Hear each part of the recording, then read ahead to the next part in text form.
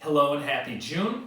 This weekend was an unusual one with a considerable number of ostensibly negative headlines. Civil unrest has been a meaningful concern in many urban areas. Now, beyond that, US-China relations and the perceived progress on the trade front is arguably being called into question.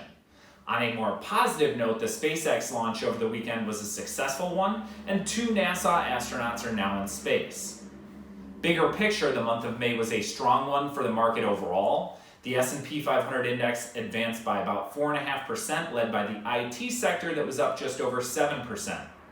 The small cap Russell 2000 index jumped by 6.5%, and it'll be interesting to see if the small caps are able to continue their outperformance in June.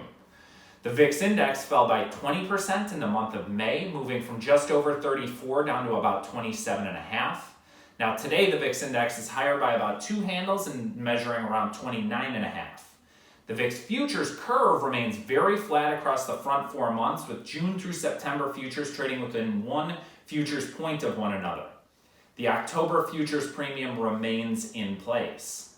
Today it looks like the June 35 call, 25 put risk reversal traded, with June futures trading right around 30.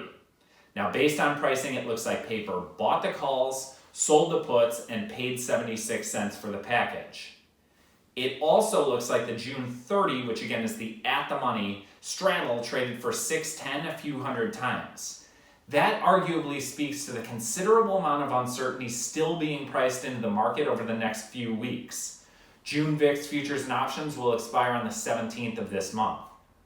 Now keep in mind that this Friday will bring the May non-farm payroll data, which forecasts a loss of another 8 million jobs, and an unemployment rate around 19.6%, which would be the highest since the 1930s.